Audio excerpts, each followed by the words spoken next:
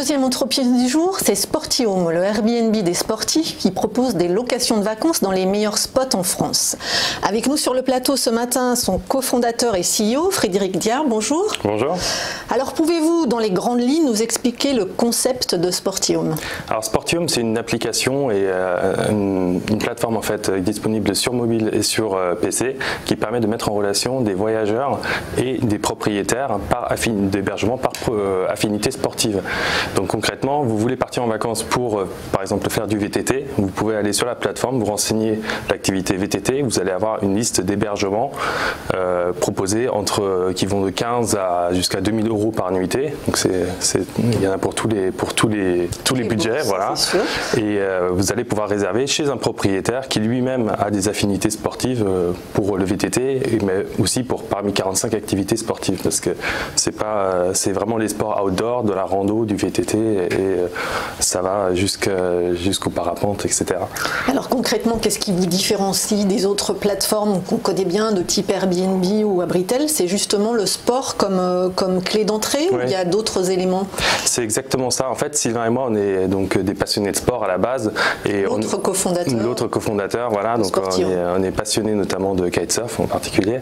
Et on a utilisé les autres plateformes auparavant, et on s'est rendu compte qu'en fait, il y avait une vraie difficulté pour trouver le spot idéal, en fait la destination idéale pour une activité sportive, parce que c'est beaucoup plus compliqué en fait pour l'activité sportive. Il faut avoir des informations sur la réglementation, sur la topographie, sur le climat, et le meilleur moyen pour avoir ça en fait, c'est d'avoir le conseil du pratiquant local.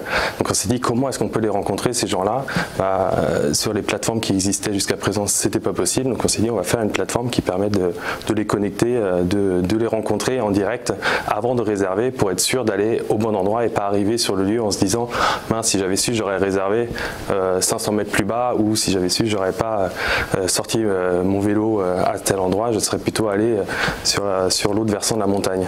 Alors combien de sports vous proposez sur la plateforme? Alors c'est 45. Quels sont les plus prisés? Oui, alors on propose jusqu'à 45 sports aujourd'hui, sachant que la liste elle est amenée à grandir. En fait, on en rajoute des sports à mesure que la communauté nous le réclame et que ça grossit, voilà. Et les sports qui sont les plus plébiscités en fait sur la plateforme, c'est le VTT, la rando, le kitesurf. On a l'équitation aussi. C'est vraiment des sports outdoor aussi, où il y en a beaucoup d'affinitaires. On a beaucoup envie en fait de partager la sortie. On a besoin de sécurité, d'être en groupe, et donc ça a vraiment du sens pour ces activités-là. Et alors, combien de logements vous proposez actuellement sur votre plateforme? Est-ce que c'est partout en France? Et pour quel type de clients? Plutôt des sportifs, donc j'imagine que c'est moins des familles. Il y a peut-être une tranche d'âge.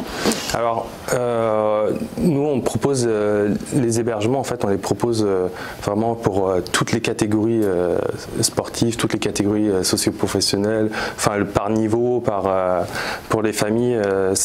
Les familles utilisent aussi la plateforme, en fait, peut-être un peu moins avec des petits enfants, avec des petits bébés, mais par contre, quand les enfants sont un petit peu plus grands, on a aussi des ados qui viennent. Voilà, on a des groupes, et c'est vraiment. C'est certes pour le sport, mais c'est vraiment pour tout public après sur la plateforme. Et alors combien de logements vous proposez actuellement? Alors on propose aujourd'hui 4400, on avoisine les 4500 logements. Et c'est partout en France? Partout en France, on focalise vraiment sur la France. Après on en a aujourd'hui qui se sont rajoutés naturellement sur plus d'une trentaine de pays. Je crois qu'on est à 33 ou 34 pays aujourd'hui. Et donc ça va du Brésil, Tahiti jusqu'au Japon. Vous proposez aussi des hébergements à Tahiti? Absolument, oui, absolument. En fait, c'est la communauté sportive a l'avantage d'être extrêmement active sur Internet et d'avoir beaucoup de bouche à oreille. Et dès qu'il y a un bon plan qui sort, les gens réseautent, communiquent énormément, et ça fait écho un peu partout dans le monde. Et donc ça c'est vraiment un énorme atout pour nous. Donc ça fait que voilà, petit à petit ça s'agrandit un peu partout. Alors comment fonctionne votre business model? Comme celui de Airbnb, avec des commissions? Oui, alors il y a des commissions. Alors déjà pour les propriétaires, mettre leur hébergement, c'est totalement gratuit, hein, donc ils peuvent rajouter leur hébergement sans abonnement, sans frais annuels. Donc on prélève juste des frais de service au succès, en fait, à la réservation, du côté du voyageur, donc c'est de l'ordre de 15% en moyenne, et 5% du côté de l'hôte. Et les paiements se font en ligne, ils sont sécurisés comme sur les sites comme Airbnb. À ce niveau-là, c'est vraiment identique sur le même modèle. C'est le modèle qui marche en fait et qui permet au mieux de proposer, de créer une plateforme viable qui fonctionne et qui puisse grossir et à proposer ses services. Alors, est-ce qu'aujourd'hui vous avez des concurrents directs? Alors sur la verticale sport, multisport, il n'y en a pas directement. Il y a des hyper niches sur des sports spécifiques comme le kitesurf par exemple qui se sont créés, ou le golf ou le ski. Donc ça on en a vu quelques-unes. Les vrais concurrents directs, je dirais aujourd'hui, ça reste les majors, les Airbnb, les Abritel, pour la location, et mais Booking. Pas du tout pour le sport. Pour la location, mais pas pour le sport. Et en fait, ce qu'on voit, c'est que les gens petit à petit, quand ils découvrent notre plateforme, une fois qu'ils y goûtent, en fait, c'est extrêmement addictif parce qu'ils se rendent compte qu'il n'y a pas qu'une question d'économie sur l'hébergement, parce que c'est vrai que par défaut, c'est souvent plus économique que d'aller dans un hébergement touristique. Le but au départ de ces Airbnb. Tout à fait, ouais. Et en fait, quand ils voient la relation qu'ils ont eue, le partage et l'expérience qu'ils ont vécue de manière très immersive pendant leur séjour avec leur hôte, ils y reviennent assez facilement. Donc petit à petit, les mentalités viennent vers là et on passe de l'économie collaborative à une économie plus affinitaire. Mais est-ce que vos clients sont aussi, en tout cas ceux qui proposent des hébergements, sont aussi sur d'autres plateformes? Alors ils sont aussi sur d'autres plateformes, ouais. Et c'est la même chose en fait. C'est vrai que le moteur principal pour les propriétaires c'est le revenu, mais après il y a toujours une optimisation entre le revenu et le côté convivial, parce qu'il ne faut pas oublier qu'on loue quand même, on ouvre sa porte de son domaine privé, et c'est beaucoup plus simple quand on est avec des personnes avec qui on partage des affinités. Le rapport de confiance s'installe plus facilement. Alors on parle un peu chiffres maintenant. L'entreprise existe depuis combien de temps et est-ce que le financement est assuré? Le financement est assuré. On existe. La société a été fondée le 20 janvier 2017. Donc on a bientôt fêté nos 2 ans. Voilà.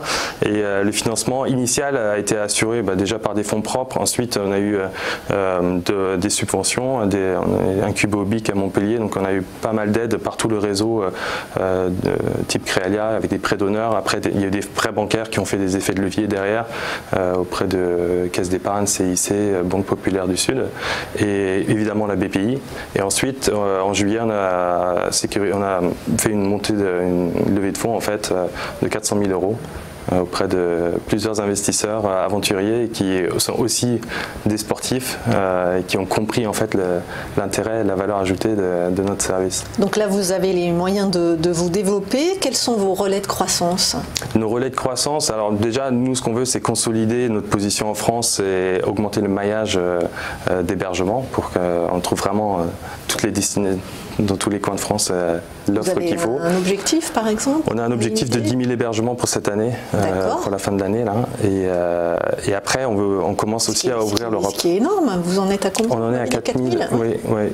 Oui, après c'est totalement réalisable. Techniquement, on pourrait même aller chercher plus, mais en fait, il faut toujours trouver le bon rapport entre l'offre et la demande. Et ça sert à rien de mettre trop d'hébergements s'il n'y a pas assez de demandes et vice versa. Donc, il faut que tout le monde y trouve son compte et qu'il n'y ait pas de déception sur la plateforme. Donc, on y va un bon équilibre crescendo, voilà, exactement. Et après, l'autre levier de croissance, c'est l'Europe.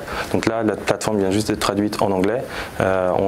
D'ici la fin du mois, on sera traduit en espagnol et en allemand également. Donc, ça commence à s'ouvrir sur l'Europe aussi. Parce que quel est l'objectif sur l'Europe? C'est d'aller chercher des hébergements ou de faire venir les Allemands, les Anglais sur les destinations en France? Ouais, l'objectif premier, c'est de faire venir des Allemands et des Anglais, des étrangers sur la France, parce que c'est quand même le pays le plus touristique du monde. On a un relief, une côte absolument incroyable pour toutes les activités sportives, donc le potentiel il est énorme. Et une fois qu'ils ont vécu cette expérience chez nous, en France, ils vont la ramener chez eux, ils vont en parler, ils vont peut-être se dire moi aussi je vais mettre mon hébergement, finalement j'habite en Bavière, près des montagnes, près d'un lac et il y a plein de choses à faire, ou en Suisse et je me lance dans Sportium aussi, parce que là-dedans c'est énormément de bouche à oreille en fait qui fonctionne.